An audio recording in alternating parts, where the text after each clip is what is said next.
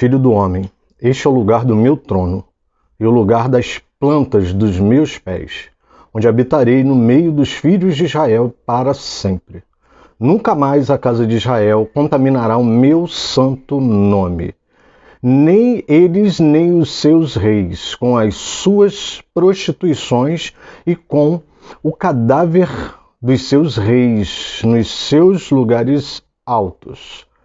Quando puseram o seu limiar junto ao meu limiar e os seus habitantes junto aos meus batentes, havendo apenas uma parede entre mim e eles, contaminaram o meu santo nome com as abominações que cometeram. Por isso, eu os consumi na minha ira. Agora que eles lancem para longe de mim a sua prostituição e o cadáver dos seus reis, e habitarei no meio deles para sempre. Ezequiel, episódio 31.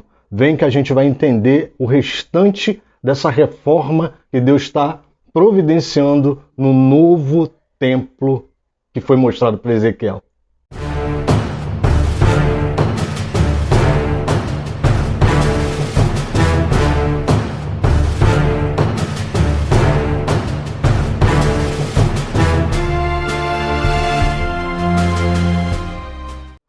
Graça e paz, queridos. Pastor Alexandre aqui. E hoje a gente está trazendo o episódio de número 31 de Estudos e Confrontos do livro de Ezequiel.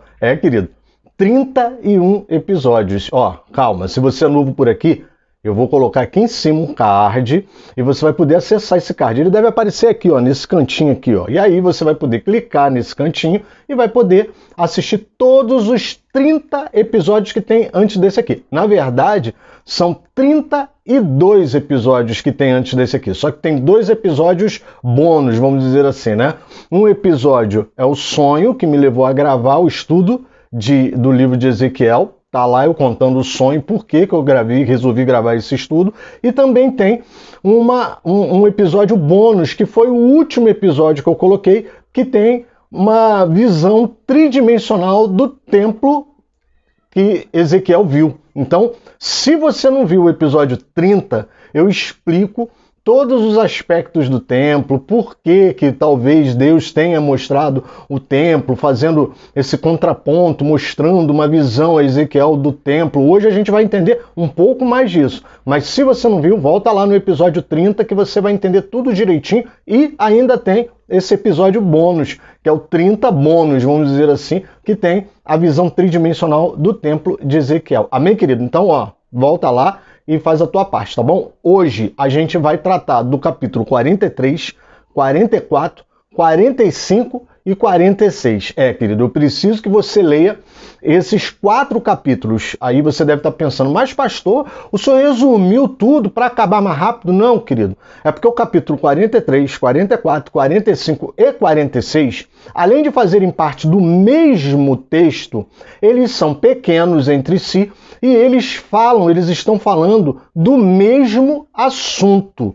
Eles estão falando da reforma que Deus provocou nas liturgias do templo. A gente ainda vai falar de algumas partes arquitetônicas. Sim, essa é a parte principal, é a tônica principal desse episódio, mas depois disso Deus vai entrar nas reformas litúrgicas, na reforma religiosa, digamos assim. E aí eu quero que você entenda isso. Então, para que você entenda esse episódio, eu preciso que você leia o capítulo 43, 44, 45, 46. Se você não leu, dá o pause aqui, vai lá, dá uma lida e depois volta, que a gente vai tentar explicar. E aí você deve ficar pensando, mas pastor, eu vou ler, o senhor já vai explicar, eu pego a explicação, depois eu leio. Se você vê o vídeo, esse episódio antes de ler, talvez eu vá te tendenciar a alguma coisa. Então eu prefiro que você leia, o Espírito Santo trabalhe no seu coração e depois você volta para cá. Que aí o que eu puder acrescentar, aí a gente acrescenta para ajudar. Atrapalhar eu não quero, tá bom, amado? Então vai lá, faz essa lida lá e volta. Enquanto você está buscando aí, está abrindo sua Bíblia, está pegando o seu texto aí para entender esse episódio, eu quero agradecer a cada seguidor. A gente já está acabando mais essa série. Eu sei que tem seguidores aí que me acompanham desde as séries anteriores, desde a série Gênesis, série do livro de Ruth, a série do livro de Jonas, nós temos aí já algumas séries que nós fizemos. Então, vai lá no canal, procura, dá uma olhada, tem muito material, tem muito vídeo. E aí eu quero te pedir isso. Se você está gostando, curte, compartilha esses vídeos. Manda para alguém que você gosta, manda para alguém que você ama, manda para alguém que precisa ouvir essa palavra. Eu tenho recebido muitos seguidores aqui no canal através do estudo e confronto de Ezequiel. Muita gente que tem falado comigo no privado, dizendo que está gostando muito do estudo. Por quê? Porque a gente está carente de estudo. A igreja do Senhor Jesus parou de estudar. E isso é um perigo, isso é um risco. Por quê? Quando nós paramos de estudar a palavra, quando paramos de ler a palavra, quando paramos de tentar entender a palavra, nós estamos simplesmente em náufrago. Nós estamos à mercê de qualquer onda, de qualquer vento que vai e leva a gente para onde quiser. Por quê? Porque, infelizmente, quando não temos firmeza na palavra de Deus, somos levados por ventos de qualquer doutrina. Está na Bíblia, é só você procurar aí. Tenho certeza que você tem condições plenas de procurar. Então, se você puder ajudar, divulgue esse canal. Não é para ficar famoso, não é para minha cara feia aparecer, é simplesmente para que as pessoas possam receber essa palavra da parte de Deus. Tenho certeza que dos poucos que temos, quem precisa realmente está recebendo. Amém, querido? Então, vamos partir para o nosso estudo aqui. O vídeo vai ficar um pouquinho mais longo, você sabe disso, porque a gente está aqui tratando do mesmo assunto em 4 capítulos, mas como eles não são tão grandes, pode ficar tranquilo que vai cair mais ou menos naquela média que você já está acostumado. E claro, aquela média também que quem não gosta, né, de vídeo acima de 2, 3, 5 minutos, não vem para cá assistir, graças a Deus, né? Então, que fica bom isso aí, fica legal isso aí. Então, vamos começar isso aqui. Vamos começar o nosso estudo, tá? Pega aí, capítulo 43. Vamos entender o seguinte. O que está acontecendo? No capítulo 40, 41 e 42, Deus ele deu uma visão a Ezequiel.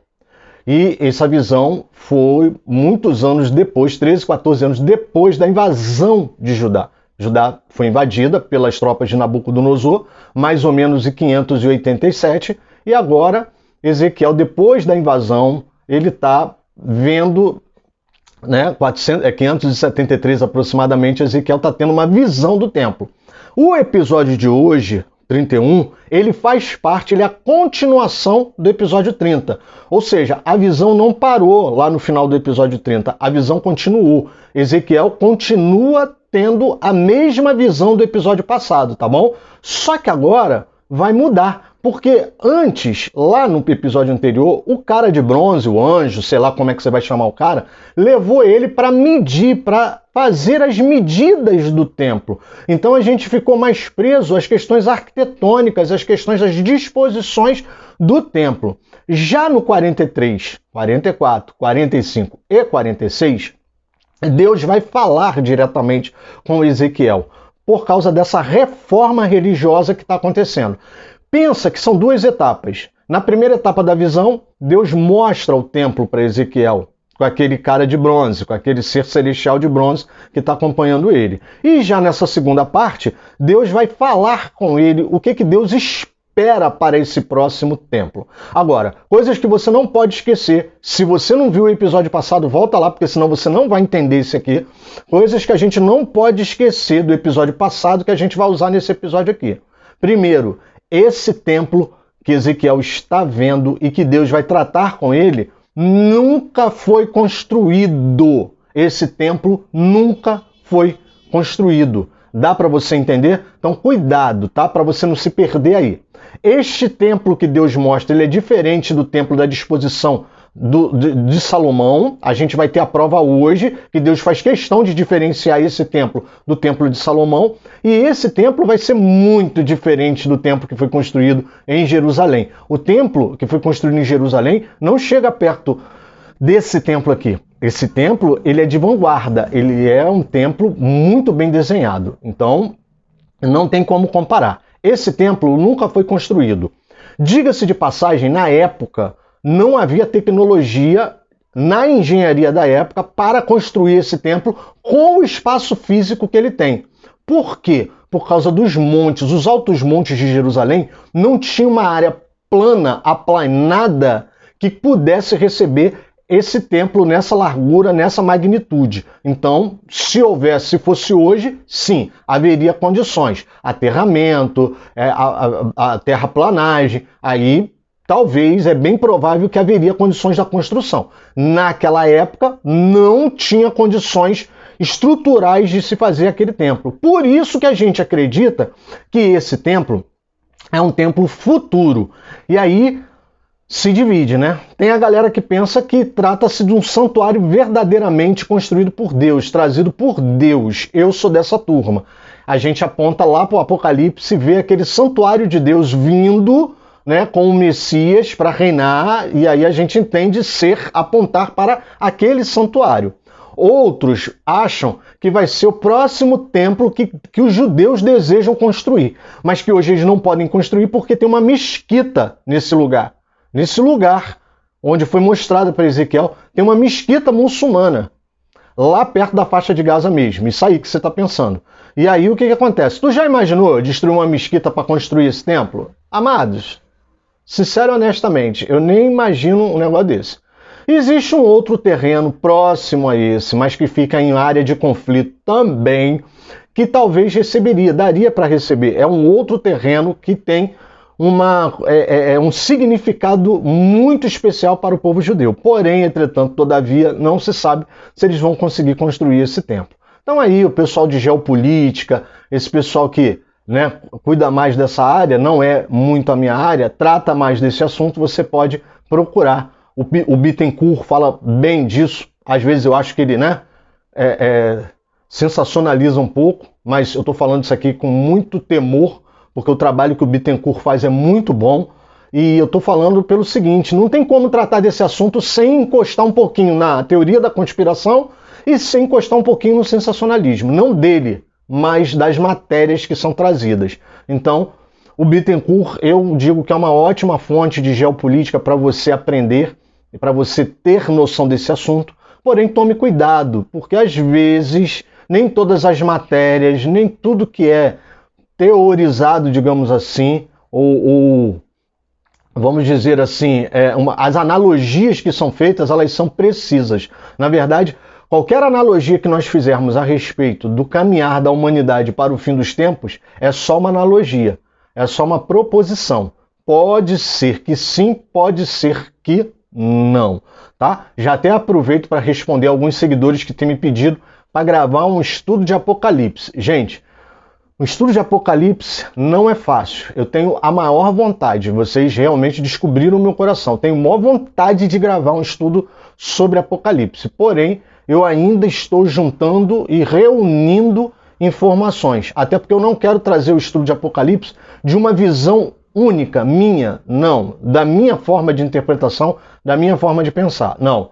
Se eu der um estudo de Apocalipse, eu vou me despir completamente de todas as formas que eu penso, que eu acho, muito embora isso vá influenciar no estudo, eu já sei, mas eu vou tentar me despir disso tudo para tentar falar o mais imparcial possível e trazer um pouco de cada visão, porque um pouco de cada visão contribui para a construção do Apocalipse. Tá legal? Tranquilo? Beleza? Então você já está entendendo que esse templo aqui ele nunca foi construído, por isso que a gente acredita que ele está no futuro. Seja uma construção que os judeus irão fazer e forem fazer, ou seja, o santuário verdadeiro do Deus Altíssimo, amado, não importa. O que importa é que a ideia é que esse templo não foi construído e que ele está no futuro. Tá certo? Tranquilo? Só dando essas explicações para que vocês entendam, tá legal? E aí, o que acontece? Logo, no versículo 1 e no versículo 2, Ezequiel deixa claro que é uma continuação. Estou no capítulo 43, tá legal? Estou no capítulo 43. Logo no verso 1 e no verso 2, ele deixa claro que é uma continuação da visão que ele estava tendo. Ele estava parado ali e aí se aproxima, a glória de Deus se aproxima pelo portão leste. Ele vê a glória de Deus vindo com as rodas, Tá? Como é que a gente sabe que são com aquelas rodas tridimensionais, parecendo uma carruagem, que se você olhar o episódio bônus que eu coloquei no último episódio aqui, dessa playlist de Ezequiel, você vai ver. São como rodas concêntricas, uma dentro da outra, rodando simultaneamente. 4 rodas, formando como se fossem 4 bolas rodando uma dentro da outra. Por que a gente sabe? Porque, na verdade, essa glória de Deus que está voltando aqui no capítulo 43 foi a mesma glória de Deus que abandonou o templo no capítulo 10, de 18 a 22, quando fala, então a glória do Senhor saiu da entrada do templo e parou sobre os querubins. Ou seja, lá no capítulo 8, 9 e 10, episódio 8, 9 e 10 de Ezequiel, você vai entender exatamente quando Deus abandona o templo. Ou seja, Deus deixa o templo por causa das abominações daqueles caras que estavam dentro do templo, fazendo uma série de pactuações com o inimigo, fazendo uma série de pactuações por causa da idolatria para terem algum tipo de benefício político e econômico sobre suas terras, produções, etc. E aí Deus abandona. Por quê? Porque eles profanaram aquele templo. Eles profanaram aquele templo. Eles profanaram as paredes do templo. Pior, eles profanaram o altar de holocausto. Ou seja, um instrumento que serviria para a oferta pelo pecado, para a remissão de pecados, para que os homens pudessem se aproximar de Deus de forma justificada, digamos assim, remidos dos seus pecados temporários ao menos, no mínimo temporários, tendo em vista que ainda não tivemos o advento de Jesus. Eles simplesmente pegaram e contaminaram, profanaram. Haviam 25 homens, se eu não me engano, eu estou falando do altar, 25 homens virados de costa para o templo. Essa posição de virados de costa significa recusa, repudio, rebelião, tá certo? E ali perto, uma série de sacrifícios sendo feitos a outros deuses, uma idolatria, uma profanação generalizada. Então é nesse episódio aqui que Deus abandona aquele templo e ele sai pelo portão leste. E agora ele está voltando pelo portão leste. Então a passagem diz, então a glória do Senhor saiu da entrada do templo e parou sobre os querubins. Os querubins levantaram as asas e se levantaram da terra, à minha vista, quando saíram, acompanhados pelas rodas. Pararam à entrada do portão leste da casa do Senhor e a glória do Deus de Israel estava no alto sobre eles. Então, estes eram os mesmos seres viventes que vi debaixo do Deus de Israel, junto ao rio Quebar, e fiquei sabendo que eram querubins. Cada um tinha 4 rostos, 4 asas, e debaixo das asas o que parecia mãos humanas. A aparência dos seus rostos era como de rostos que eu tinha visto junto ao rio Quebar. Tinham o mesmo aspecto, eram os mesmos seres, cada um andava para a sua frente. Ou seja, esse texto que eu acabei de ler para você é o texto de Ezequiel, capítulo 10, do verso 18 ao verso 22.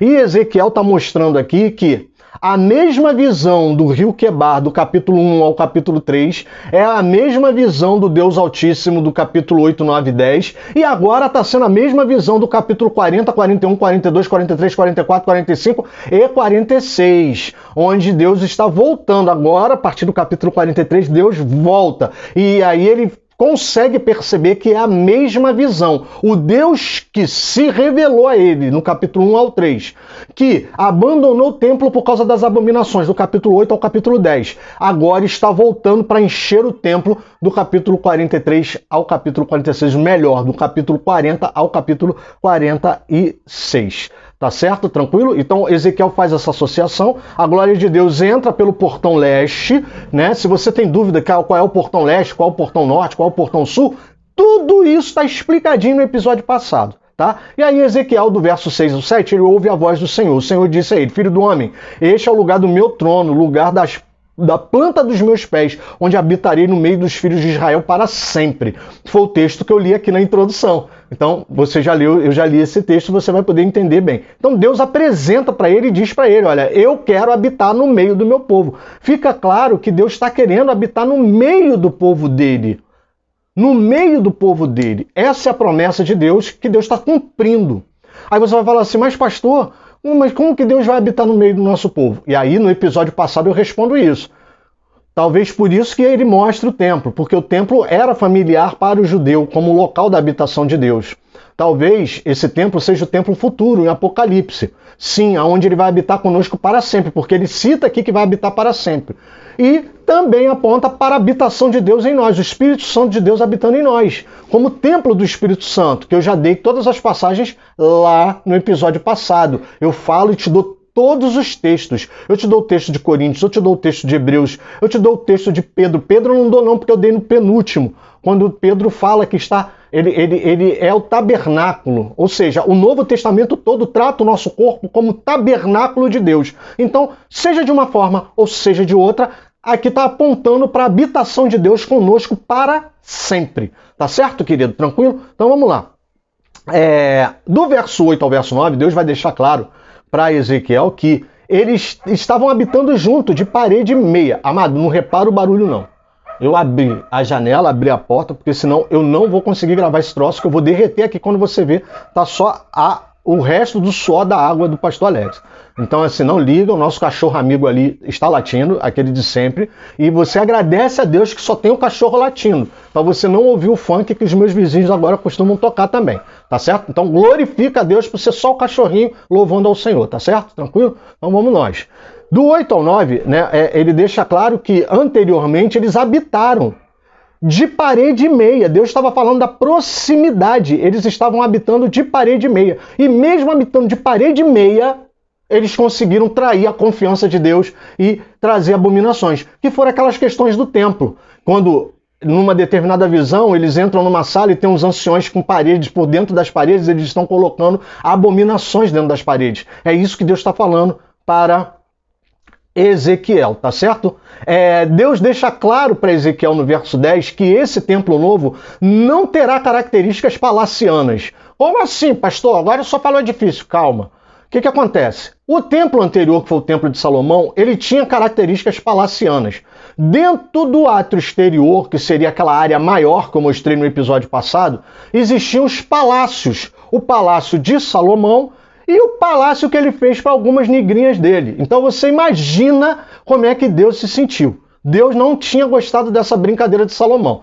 Eu sei que a gente tem uma imagem muito legal de Salomão. Salomão é o cara que pediu sabedoria ao invés de riqueza, Mas, amado, cuidado para que você não crie uma visão muito romancista de Salomão. Salomão, ele estava debaixo da promessa imediata que Deus deu a Davi. Tá certo? E vamos combinar uma coisa aqui. Não é porque ele foi filho de um adultério, não, tá? De um adultério que culminou no assassinato.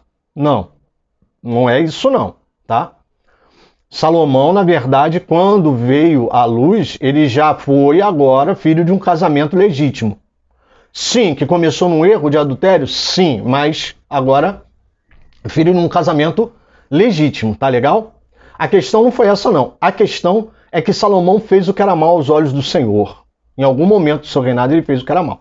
Se você tem dúvida com relação a isso, escreve no comentário aqui embaixo. Quem sabe eu não gravo um vídeo para você falando sobre isso. É um assunto que eu tenho muita vontade de falar, que a gente cria uma visão muito romântica de Salomão. A gente acha que Salomão foi o cara, e não foi bem assim. Salomão, ele provocou um colapso econômico, né? Muito embora ele tenha usufruído de muita riqueza, o povo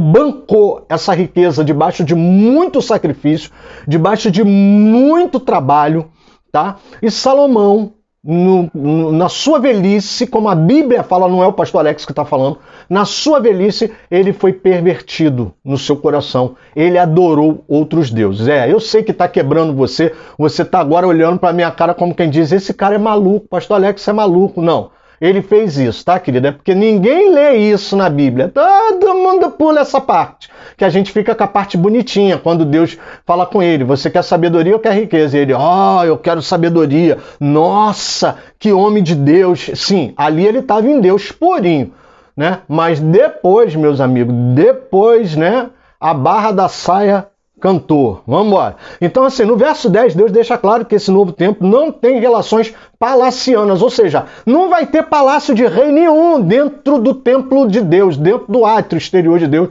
não vai ter palácio de rei nenhum. E isso já está dizendo para a gente que é Ele quem vai reinar sobre nós. Você consegue entender isso? Esse novo santuário, por isso que eu acredito que seja um santuário futuro, porque ele vai estar reinando, ou seja, não há relações monárquicas dentro desse templo. E se você tem dúvida com relação ao que Salomão fez dentro do terreno do templo, vai em 1 Reis, vamos falar direitinho, né, gente?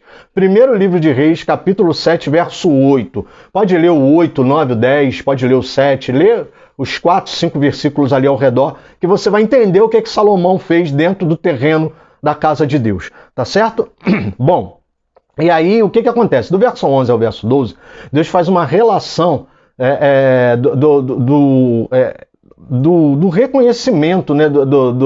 Deus faz uma relação entre o reconhecimento de pecado, o arrependimento que o povo deveria ter para entender a nova disposição do templo. E aí eu quero que você pare aqui, porque aqui é muito importante. É uma relação meio diferente que Deus faz. Deus fala assim, olha, quando eles se arrependerem, quando eles estiverem arrependidos, quando eles reconhecerem o seu pecado, eles vão conseguir reconhecer a planta do templo. Estranho, né, essa relação. O que tem a ver o arrependimento de coração com o reconhecimento da planta? E olha que Deus fala claramente, Deus fala de arrependimento de coração. Verso 11, 12. E Deus fala de planta, de arquitetura. Deus fala de planta, arranjos, saídas e entradas, formas, estatutos, disposições e leis. As suas instituições também. Amado, isso prova pra gente que, sendo um templo futuro da habitação de Deus no santuário, seja o nosso templo do Espírito Santo, como nós, seres humanos, sendo a habitação do Espírito Santo de Deus, eu só consigo reconhecer as disposições que existem dentro do meu altar, dentro do meu coração, quando eu me apresento a Deus com verdadeiro arrependimento. Existem pessoas que têm uma imagem de si mesmo, imagem do seu próprio coração, imagem do seu templo do Espírito Santo completamente deturpadas, acham que são boazinhas, acham que são inocentes, vivem numa imagem de eu sou ferido, eu sou bonzinho, porque não houve um verdadeiro arrependimento. Aonde não há arrependimento, você não consegue enxergar a miserabilidade que norteia a sua vida e que habita dentro de você. Pastor, nossa, que palavra dura. Então não leia Romanos, eu estou falando de Romanos, porque em mim não há bem algum, não habita bem algum. O bem que eu quero fazer, esse eu não faço, mas o mal que eu não quero, esse eu acabo cometendo. Quem me livrará do corpo da morte desse pecado? Então, amado, presta atenção. Enquanto nós não chegarmos diante de Deus, consciente de quem somos, miseráveis homens que somos, nós nunca teremos a verdadeira visão daquilo que Deus pode fazer conosco.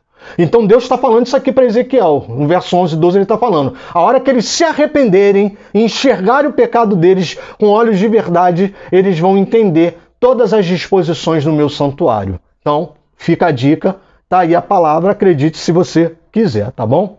Agora, amado, a gente vai começar a entender esse texto por blocos. Essa parte aqui inicial é uma parte muito importante. Mas agora a gente vai entender por blocos. No verso 13 ao verso 27, Deus vai tratar do altar. E aí você deve estar se perguntando, pastor, ele vai tratar do altar, né? O altar do holocausto. Esse altar aqui é o altar que está no átrio interior. Tá? Tá tudo explicadinho lá no outro episódio, no 30. É o átrio interior, tem um altar, que é o altar de holocausto, onde eles queimavam as gorduras, onde eles queimavam os animais. Para você entender, as gorduras significavam as partes escolhidas por Deus para o seu holocausto. Tá? Então, quando um animal era morto, existiam partes que não serviam. O sangue ele tinha que ser derramado sobre o ofertante e por terra. O sangue espirrava sobre o ofertante. O sangue era usado também para aspergir o altar, tá? Porque o sangue ele aponta para a remissão de pecados. Sem derramamento de sangue não há remissão de pecados. É a Bíblia que fala isso. O sangue ele era aspergido, espirrado em cima do ofertante e do sacerdote, propriamente dito, porque o sacerdote ele conduzia a maior parte do sacrifício, matando o animal perto do ofertante. O ofertante tinha que estar presente, por isso que era oferta movida. Quando você não vê escrito isso na Bíblia, você vai entender oferta movida. Ele está falando que é uma oferta que está sendo...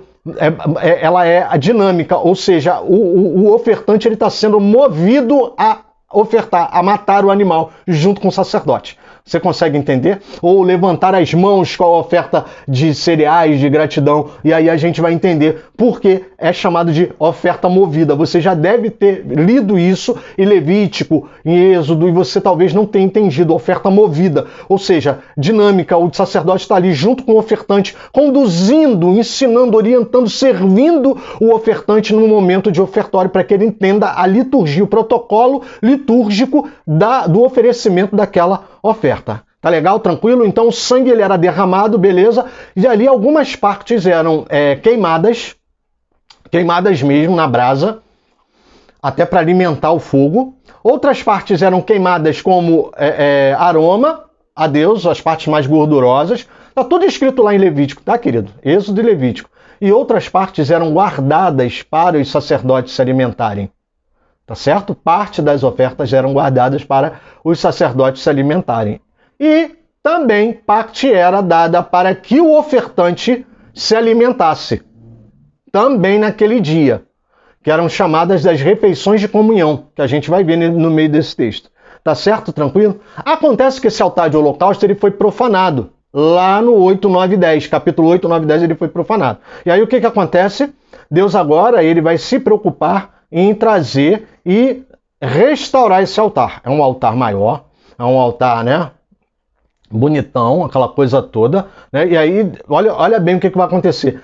8,16, né? Levou-me, lá quando ele foi profanado, levou-me para o átrio de dentro da casa do Senhor, quer dizer, o átrio interior, aquele que fica de frente para o templo, e eis que ali, junto à entrada do templo do Senhor, entre o pórtico e o altar, estavam cerca de 25 homens de costa para o templo do Senhor e com o rosto voltado para leste. Adoravam o sol, virados para o leste. O sol, quem não lembra, é o deus Ra, do Egito. Lembra? Então, quando eles estão adorando o sol aqui, presta atenção que eles não estão aguardando a entrada da glória do Senhor pelo portão leste, não. Eles estão adorando a divindade, o deus Ra, que na cultura cananeia, também vai estar ligado a Baal. Então, tu vê que o negócio está frenético lá no capítulo 8, 16. O negócio está feio aqui. Por isso que eles profanaram, tá legal? Agora aqui, do verso 3 ao 17, Deus dá as medidas. 43, do verso 3 ao 17, Deus dá as medidas do altar, mostrando, como sempre, simetria e perfeição. Tá certo? Do 18 ao 27, Deus vai explicar como vai ser o ritual de consagração do altar. E a coisa foi tão profanada que o altar ele vai ser consagrado por etapas. Se você ler aí do 18 ao 27, você vai ver que ele vai ser consagrado por etapas. Lá em Êxodo, capítulo 24, 6, Êxodo 29, 20, e depois mais 11 vezes no livro de Levítico, vai ter toda a explicação da liturgia de consagração do altar, desse altar aqui de holocausto. Porém, aqui você vai perceber que Deus faz como se fosse uma pré-consagração para depois fazer a consagração oficial, porque o negócio estava muito feio. Tá certo? Tranquilo? E aí, a gente vai entender o seguinte, tá? Por que Deus dá importância a esse trecho tamanho falando do altar de sacrifício? Porque, amados, até que hoje, deixa eu explicar aqui para não gerar confusão, né? Deixa eu explicar bonitinho, porque tem teólogo que me assiste. Eles só não aparecem, eles só não fazem comentário, mas eles assistem, eles vêm aqui pegar cola, e amém por isso, tá? Pode pegar à vontade, a escola aí. Deixa eu explicar direitinho. Hoje, nós não precisamos mais sacrificar animais. Não precisamos. Como o escritor de Hebreus explica, o sacrifício feito por Jesus na cruz foi suficiente para a remissão dos nossos pecados. Amém, queridos? Glória a Deus. Porém, nós ainda somos afetados pelo pecado. Nós não estamos mais debaixo do domínio do pecado, mas, infelizmente, ainda, sem querer, por causa da nossa natureza pecaminosa, que apesar de não estar mais nos dominando, ainda não foi aperfeiçoada totalmente em Cristo Jesus para ser erradicada. Ou seja, o que é corruptível em mim ainda não se tornou incorruptível, isso está no futuro. Eu tenho a necessidade de chegar diante do altar de Deus, diante de Deus e falar: Deus, me perdoa, Senhor Jesus, me perdoa. Ainda hoje, por vezes, muitas vezes, nós chegamos em nossas orações e falamos: Jesus, me perdoa, eu pequei, eu errei, eu me enganei, eu me equivoquei, eu vacilei, eu tropecei. Beleza. O que eu estou querendo dizer para você? A importância que Deus dá a esse altar do sacrifício é o seguinte: Deus está mostrando, Deus está demonstrando que num relacionamento com Ele, até que tudo acabe, até que o nosso corpo corruptível se torne incorruptível, sempre haverá necessidade de perdão dos nossos pecados. Sempre. Por isso que Deus faz questão de mostrar aqui em Ezequiel, nesse templo que não foi construído, que é um templo que aponta para o futuro, que há, sim, a necessidade de remissão dos pecados.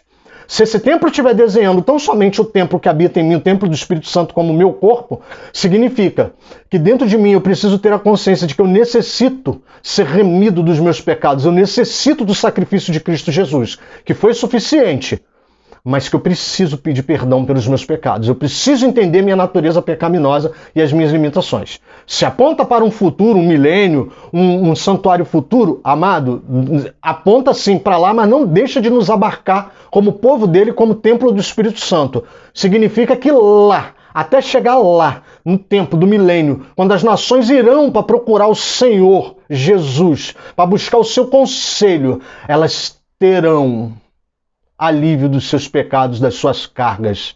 Vinde a mim, vós que estáis cansados e sobrecarregados, e eu vos aliviarei. Eu creio que essa palavra estará válida ainda lá no governo do Messias durante o milênio. Amém, querido? Então por isso que esse altar está aqui, então não perde isso de vista. De repente você fica perguntando: mas pastor, por que esse altar está aí?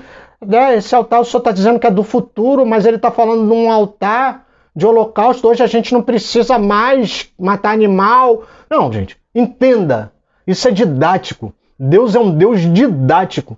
Ele só tinha essa forma de falar entre nós. Ele só tinha essa forma de nos ensinar. Deus usa símbolos para apontar para o futuro, porque senão a gente não entenderia, como ainda não entendemos o futuro. Eu falei isso tudo no episódio passado, tá? O escritor de Hebreus, no Novo Testamento, é que vai explicar que as coisas do Antigo Testamento são as sombras das coisas vindouras futuras. Tá bom, querido? Bom, entrando no capítulo 44, e agora a gente vai mais rápido, porque a coisa é mais repetitiva, né? Deus faz Ezequiel olhar para o portão leste e diz para ele que o portão está fechado. Deus mostra para ele: olha, esse portão está fechado, eu passei por ele porque agora Deus vai encher o templo, o santuário da glória dele. E aí o que acontece? O portão leste é fechado, o portão por qual Deus entrou. Porque esse portão leste também é conhecido como portão do príncipe, que é o cara que governa Israel. E aí o que acontece? Esse portão ficava aberto porque o príncipe entrava e saía a hora que ele queria por esse portão. Ele era autoridade política, ele era autoridade dentro de Israel. E aí ele entrava e saía por esse portão a hora que ele queria, como se ele fosse Deus. E Deus agora passa pelo portão e fecha, querido, o portão e avisa para Ezequiel: pode avisar na bagaça que ninguém vai usar mais esse portão. Ele está fechado. Eu entrei por ele, ele está fechado. Bom, isso vem confirmar o quê? Que não vai ser um reinado humano. Não vai ser um príncipe humano que estará ali nesse santuário. Ok? Tranquilo? E sim, haverá uma liderança governamental. Sim, porque Deus mostra para Ezequiel aqui nesse trecho que o príncipe poderá usar esse portão para fazer a alimentação de comunhão. Acho que era uma vez no ano, algumas poucas vezes no ano. Mas que o portão permaneceria fechado, confirmando que esse templo aqui não tem características palacianas, como tinha o templo de Salomão. Tá certo, querido? Tranquilo? Do verso 4 ao verso 6, Deus vai encher o templo. E mais uma vez Ezequiel, né, não se contém, né? Ezequiel fica, né, cai de novo, né? Ezequiel sente o efeito da presença de Deus, cai, mas o cara de bronze está ali do lado de Ezequiel. O anjo de bronze está ali do lado dele, levantando ele, né? E aí, mais uma vez, Deus fala para ele que ele deve ouvir com os próprios ouvidos e ver com os próprios olhos todas as determinações que Deus está fazendo sobre a casa dele, sobre esse novo templo, né? E ele fala uma frase interessante: diga aos rebeldes, né? E aí Deus está falando com os serviços da casa dele. Está falando com todo Israel, mas Deus vai começar a falar dos serviços da casa dele. Todas as práticas litúrgicas que aconteciam na casa dele. E aí ele fala: basta de todas as suas abominações, ó casa de Israel. Você vê que esse basta aqui mostra que acabou, querido. Acabou. Por isso que a gente entende que esse templo... Eu estou pegando os detalhes para você entender por que a gente acredita que esse templo é num tempo futuro. Ou seja, esse basta significa não só uma conduta de santificação, mas também aponta para acabou. Não temos mais domínio do pecado. Tá certo? Tranquilo?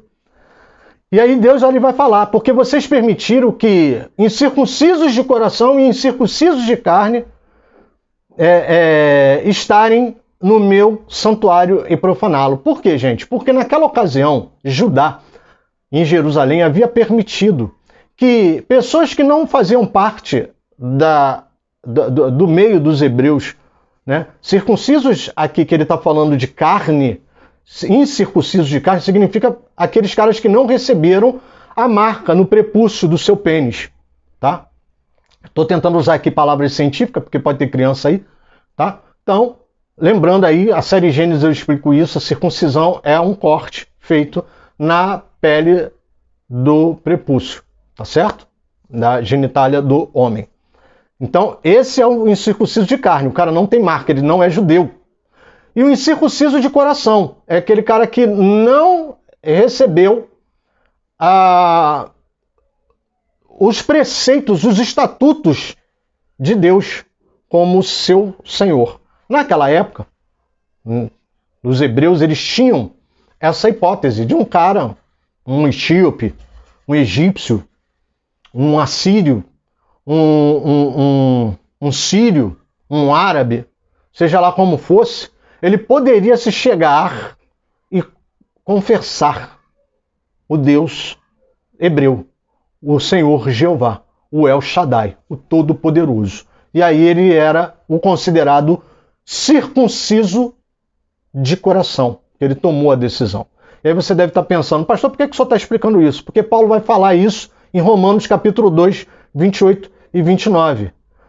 Paulo vai falar o seguinte: ele está falando sobre aquela guerrinha que está acontecendo lá na colônia romana, de quem é judeu, quem não é judeu, que quem é judeu tem direito de ser cristão, e o judaísmo tentando invadir, né, o cristianismo, né? E aí ele vai falar assim, Paulo vai falar que o seguinte a respeito dos judeus: porque não é judeu quem é apenas exteriormente, nem é circuncisão o que é somente na carne. Porém, judeu é aquele que é interiormente, e circuncisão é a do coração pelo Espírito. Espírito com E maiúsculo, significa que é Espírito Santo, e não segundo a letra, ou seja, a lei. Não os caras da época dizer que é o que cumpriam a lei para ser um tipo ou outro de judeu, tá certo? E cujo louvor não procede de seres humanos, mas de Deus. Ou seja, Paulo está explicando, na época, quando escreve aos Romanos, no Novo Testamento, que existe sim os circuncisos de coração, aqueles que decidiram ser do Senhor. Então, por isso que eu digo que nesse templo aqui tem uma visão futura, porque olha aí, Deus está usando um termo que Paulo só vai ser usado por Paulo em Romanos capítulo 2. Você quer mais dica do que essa? Significando que além do povo dele, além dos judeus, a bênção do Senhor estaria estendida por todas as famílias da terra. Amém, querido? Bom, do verso 7 ao verso 9, Deus ele vai mandar separar os incircuncisos. Ele não quer mais que os incircuncisos entrem no templo. E isso é o átrio interior. O átrio interior já está ali, tá? Incluso nisso aí. Tá legal? E aí, do verso 10 ao verso 14, Deus vai fazer a distinção dos levitas que vacilaram. Por quê? Durante a idolatria de Judá, o que aconteceu, gente? Desde a época de Isaías, Jeremias, Ezequiel, os levitas desacreditaram no Deus de Israel e começaram a se tornar sacerdotes por conta própria de deuses domésticos, deuses do lar. de alguns povos que caíram em idolatria. Começaram a ir para os altos montes, fazer sacrifícios, matar os primogênitos de algumas famílias que ofereciam para ter retorno das suas plantações, provocar festas de orgia para ter fecundação da terra, aquela bagunça toda, oferecer sacrifícios e alimentos e cereais embaixo de árvores frondosas.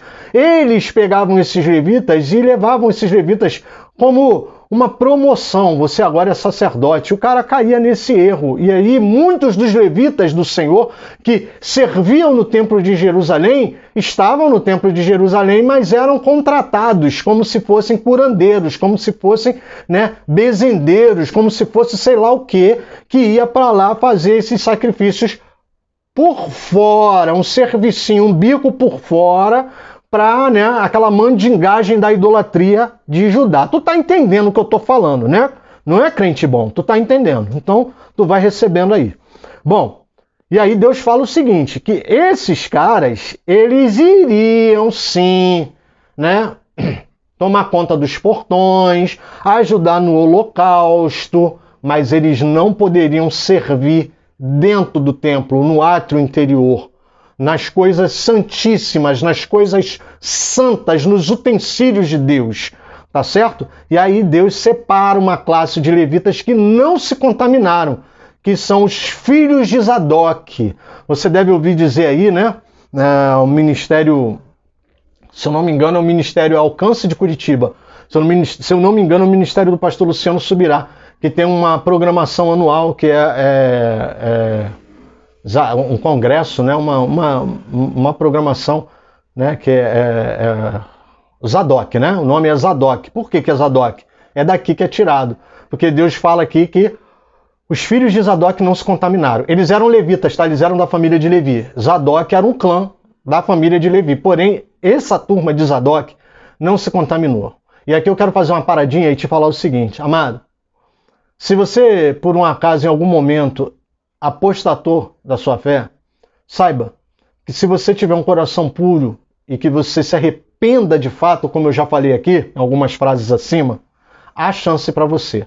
Talvez você não vai voltar mais por cima como você estava, porque servir ao Senhor perto dele é um privilégio. Talvez você não volte por cima. Você vai ter que caminhar tudo de novo, até para que você entenda a caminhada. Porque se você deu mole, estando servindo ao Senhor nas coisas santíssimas tão privilegiadas, é porque você não entendeu o primeiro processo, tá certo? Então existe uma chance para você. Deus ele não exclui esses levitas, ele perdoa e deixa que eles sirvam no templo, mas não diretamente com Deus, nas coisas santíssimas. Hoje nós não temos mais isso. Então, eu posso dizer para você que ainda existe chance para você, se você se acha que desviou, se você acha que caiu, se você acha que pecou fortemente contra o Senhor, se arrependa. Se arrependa porque ainda existe chance para você estar perto de Deus, servindo a Deus. Tá certo? Essa separação que Deus faz das coisas santíssimas e das coisas santas, digamos assim, do templo, na época fazia sentido para Ezequiel e para o povo do Antigo Testamento. Hoje, com o véu do templo rasgado, isso não existe mais sentido. Então, Paulo vai dizer, Paulo não, o escritor de Hebreus, a gente tem uma tentação de falar Paulo, né, gente? Quando fala de Hebreus, mas o escritor de Hebreus vai falar, me aproximando com ousadia do trono da graça através de Cristo Jesus. Ou seja, hoje existe um trono de graça que não serve de libertinagem para você sair por aí pecando, mas serve para você entender que você pode se aproximar novamente com ousadia através de Cristo Jesus, através do sacrifício de Cristo Jesus. Onde é que fica, pastor? Vai procurar, vai ler a Bíblia, em nome de Jesus, está em Hebreus, já dei a dica para tu, vai procurar, deixa de ser, A gente está perdendo memória bíblica, vai procurar na Bíblia que você vai achar. Lê o livro de Hebreus que tu vai achar, vai até chorar quando encontrar o texto. Nossa, o pastor sabia onde é que estava, isso aí, tá certo? Então o pessoal de Zadok é o pessoal escolhido para ministrar na presença de Deus. Por quê? Lembre-se que a glória do Senhor está dentro do templo. E aí eu quero que você entenda o seguinte, se aquele pessoal, se os levitas que caíram antes de Jesus tentassem servir ao Senhor dentro do templo, eles seriam fulminados. Vocês entenderam que Deus não puniu eles tão somente, mas estava protegendo eles da sua santidade. Tá certo, amado? Tranquilo? Bom, e aí Deus fala que, né, Deus dá algumas dicas, né, sobre as vestes. Deus fala que eles não deveriam vestir roupas de lã. Os filhos de Zadok, que iriam operar dentro do átrio interior, dentro do templo, não poderiam vestir roupa de lã, mas sim roupa de linho. Um turbante de linho na cabeça, para que o suor da cabeça não escorresse pelo rosto, e roupas de linho, com um calção de linho por baixo, que substitui a sobrepeliz, que a gente vai ler lá em Levítico, lá em Êxodo. Ou seja, o calção é para fazer a separação da pele do sacerdote com a roupa sacerdotal, com a veste sacerdotal de linho. A veste sacerdotal aponta para ministério. Isso hoje para nós aponta o seguinte, que nós temos que ter um limite. O que nós somos como ministros de Deus, quando estamos ministrando, não pode ser misturado com a nossa vida humana, como homens, maridos, esposos, namorados, pais, filhos, mães, filhas, avós. Nós temos uma família, nós temos pessoas ao nosso redor, nós temos uma vida que não está separada de Deus e não tem, tampouco é uma vida natural e a vida com Deus é sobrenatural, não. Tudo é de Deus, porém, quando nós estamos oficiando as coisas do Senhor, nós temos que ter uma ética, nós temos que ter um senso de justiça que vai permear a nossa vida natural, mas que nós devemos entender que uma coisa é uma coisa, outra coisa é outra coisa na hora de atuar. Por quê? Porque tem gente que lembra muito do bom governo das coisas do Senhor, mas esquece de governar bem a sua casa. Por exemplo, estou dando um exemplo para você entender. Então, que seja bem claro isso aí, esse calção por dentro serve para separar. E linho, para quê? Para que eles não suassem. Por quê? Porque Deus não queria ninguém fazendo a sua obra com desgosto, por esforço, suando, sofrendo. Não. Essa obra é feita por prazer.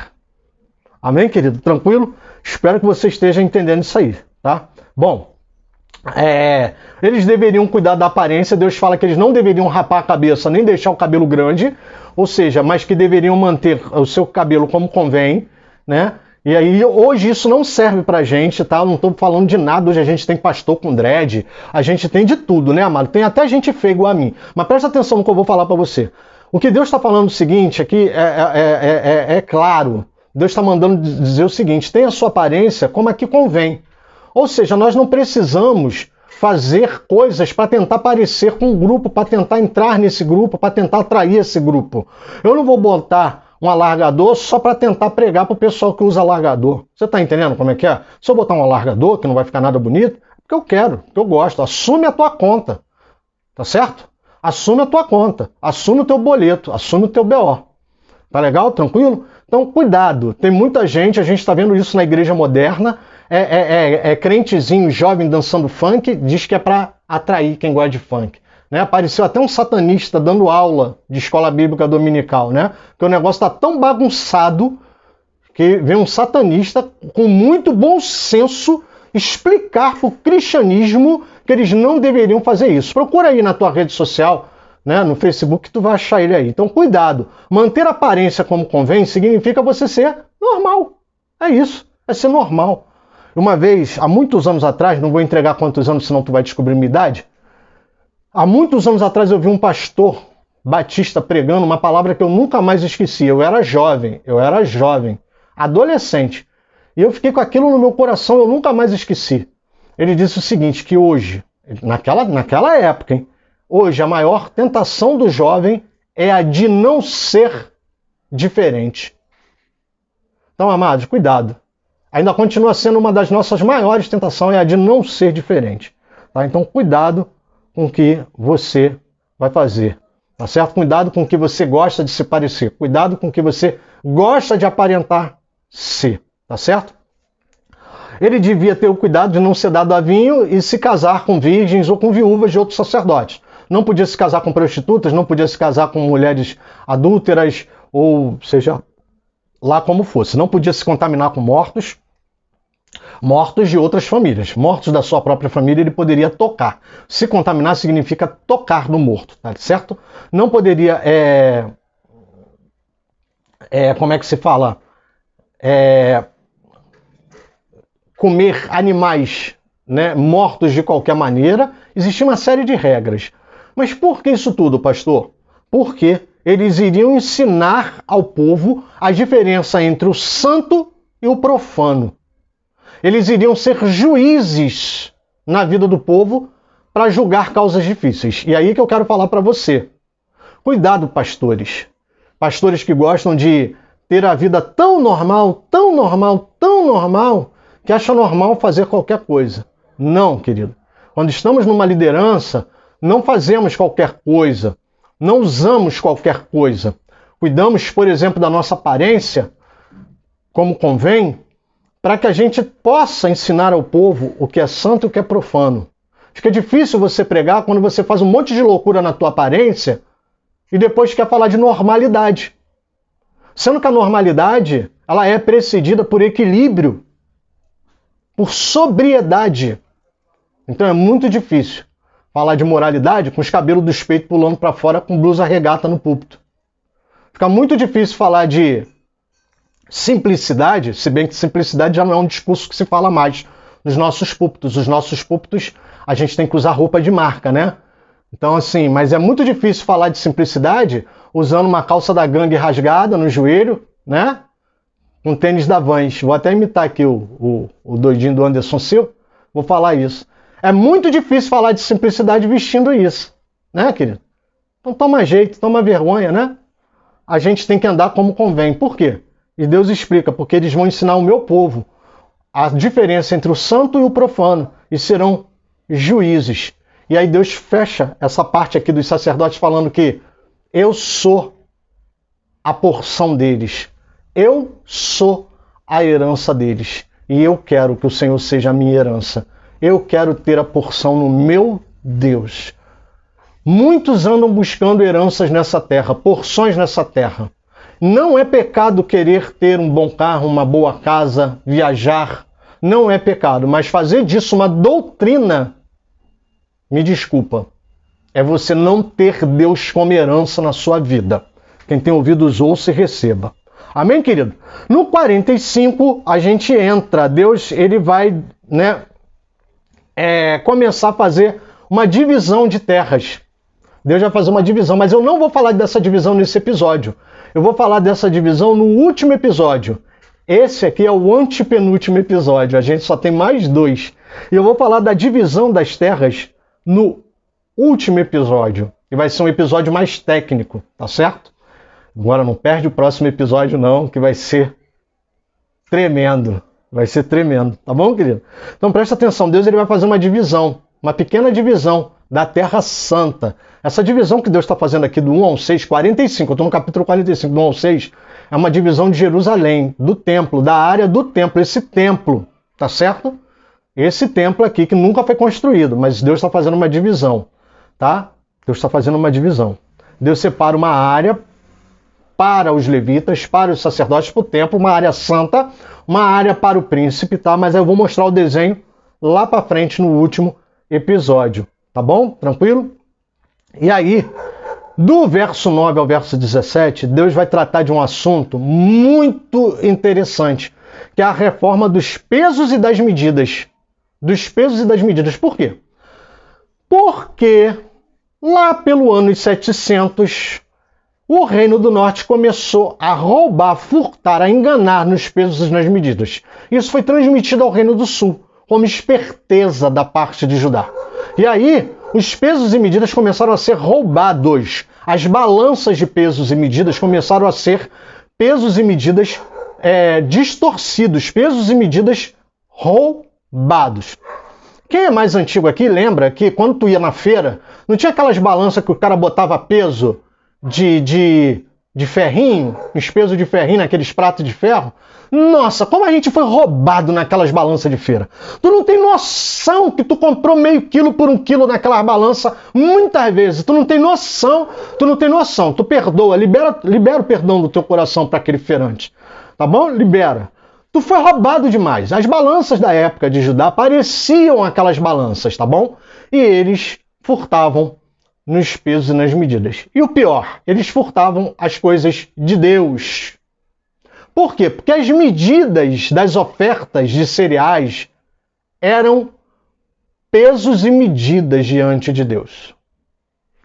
tanto o ofertante roubava, quando já chegava com a oferta pesada, como alguns sacerdotes roubavam para ficar com parte para ele. Que isso, pastor? O senhor está falando besteira? Tô não, filho. Os filhos de Eli, lembra dos filhos de Eli? Que pegavam os melhores pedaços de carne quando o povo ia oferecer sacrifício? Tá lá no livro de... Tá lá. Vai lá no livro de Samuel que você vai entender. Vai lá. Tá bom? Juízes, você vai entender. Então, do verso 9 ao verso 17, é lindo esse texto, porque Deus vai fazer uma reforma dos pesos e das medidas. Deus ele vai virar para eles e vai falar assim, olha, vocês têm que consertar esse furto que vocês estão fazendo. E aí Deus ele reestabelece a efa e o bato. O que é a efa e o que é o bato? A efa é usada para grãos, para sólidos, e o bato é usado para líquido. Então, por exemplo, se eu queria uma efa, tinha que ser uma efa de trigo, uma efa de cevada, uma efa de aveia, tá bom? E se eu queria um bato, tinha que ser um bato de azeite, um bato de vinho, tá? Efa é para sólidos e bato era para líquidos. E a efa era a 10ª parte de um homer e o bato também é a 10ª parte de um homer. A medida de Deus, ela é perfeita. E ela sempre vai nos apontar para a 10ª parte. Muito embora alguns sempre digam, alguns insistam em dizer que o dízimo não existe. Existe. Então, Deus vai pedir aqui, do verso 9 ao 17, por balanças justas. E que eles meçam novamente as efas e os batos. Tá certo? Bom, agora no final, Deus vai falar das festas. Deus vai restabelecer as festas. Então, do 18 ao 20, Deus vai lembrar a eles de como tem que ser feita a festa do Ano Novo. Eu não vou me prender nisso aqui, que são as mesmas coisas estabelecidas em Êxodo e Levítico, tá? Deus vai restabelecer a Páscoa, do verso 21 ao verso 25. Deus vai restabelecer a separação dos sábados e da festa nova, tá? Do 46, do 1 ao 8. Agora já entrei no capítulo 46. Do verso 9 ao verso 18, Deus restabelece a prática das ofertas, novamente, como deveriam ser as ofertas. Por quê? Eles também esqueceram de como eram as ofertas, quais eram os pesos, quais eram as medidas e quais eram os ingredientes. Eles esqueceram quando podia levar mel, quando não podia, porque a maioria das ofertas não podia levar mel, tá? A maioria das ofertas não podiam levar mel, tá bom? Isso aponta para Cristo Jesus. Vai procurar e vai pesquisar que tu vai achar. Mas elas levavam sal, elas levavam flor de trigo, elas levavam cevada, elas levavam vários grãos. O ofertante que trazia a oferta, uma oferta de gratidão, uma oferta de paz, uma oferta pacífica, ele trazia geralmente a oferta em grãos, tá certo? E aí o que acontece? Eles esqueceram os ingredientes. Eles haviam sido tão contaminados pela idolatria que eles esqueceram. E aqui eu quero encerrar mostrando para você o seguinte, que quando nós deixamos a idolatria entrar no nosso coração, quando nós deixamos a idolatria entrar no nosso santuário, no templo do Espírito Santo, quando nós deixamos os erros, os pecados, as coisas que nós não queremos ser tratados, entrar no santuário do nosso coração, nós nos esquecemos dos pesos e das medidas de justiça de Deus, que são os princípios da nossa vida. Pesos e medidas aqui aponta para a prática da justiça na nossa vida. Deus não está mandando restabelecer pesos e medidas aqui para Israel, tão somente porque Deus era um Deus detalhista e queria peso e medida certinho, não. Pesos e medidas aqui apontam para balanças justas, para atitudes justas, para uma vida justa, para atos de justiça. Vá em Romanos capítulo 6, que você vai encontrar Paulo falando sobre uma vida onde nossos corpos são instrumentos de justiça, ou, se tendemos ao pecado, os nossos corpos tendem a ser um instrumento de injustiça. Principalmente os líderes, tá? Vão procurar isso aí para entender melhor, tá bom? Porque parece que justiça é uma palavra que entrou em extinção no meio da liderança do nosso povo, porque são muito mais injustos e convenientes de acordo com seu próprio interesse do que aqueles que chegam precisando serem ensinados, consertados, tratados. Esses deveriam aprender o que é justiça, mas ao assistirem às injustiças dos seus líderes, acabam sendo xerox, reprodução de atos de injustiça na sua vida, no seu proceder. Bom, quando Deus restabelece as festas, o sábado, as festividades, Deus está restabelecendo os momentos em que você deve celebrá-lo, os momentos em que você deve parar e, independente da circunstância, falar: Deus, eu te amo, Deus, eu te festejo, Deus, aqui é a minha colheita, Deus, olha aqui a minha primícia, Deus, porque era nessas festas que eram colocadas diante de Deus as grandes ofertas das colheitas. Deus aqui, quando restabelece a Páscoa, é para dizer: olha, eu tenho o Cordeiro que tira o pecado de vocês. É isso que Deus está restabelecendo. Quando Deus restabelece os ingredientes, Deus está mostrando e apontando para as nossas vidas o que falta, quais são os ingredientes que nos faltam para agradar a presença dele no nosso coração. Por fim, do verso 19 ao verso 24, Deus vai mostrar para Ezequiel as cozinhas, aonde seriam cozidos partes daquelas ofertas que eu expliquei, que os ofertantes comiam. Então nessas cozinhas vão trabalhar os levitas que deram mole, que escorregaram, que traíram, que abominaram ao Senhor. Eles vão cozinhar também para esses ofertantes. São 4 cozinhas, uma em cada canto do átrio exterior. É só você voltar no episódio passado que você vai entender. E lá é que vão ser cozidas essas carnes para que os ofertantes também se alimentem. O que Deus mostra com essas cozinhas é que no próximo santuário de Deus há espaço para todos que queiram seguir, servir, viver eternamente com o Senhor. Deixar para fora do átrio, para além dos muros, os seus pecados, os seus maus costumes, as suas dores, as suas cicatrizes, os seus sofrimentos, e adentrar um muro de um santuário, de uma vida nova, de um santuário de Deus, onde o que é comum é a presença de Deus e não a presença da maldade. A presença da justiça e não a presença da injustiça. A presença da verdade e não a presença da mentira. A presença do consolo do Espírito e não a presença da tristeza. A presença da liberdade e não a presença da fuga que vivíamos antes de adentrar os muros do átrio de Deus. Amém, querido? Ora por mim, não me odeia não, gosta de mim, me ama. E estamos aqui junto no próximo episódio. Não perde o episódio não, porque vai ser um episódio transformador para a minha vida e para a tua vida. Vai ser o penúltimo episódio. Amém, querido?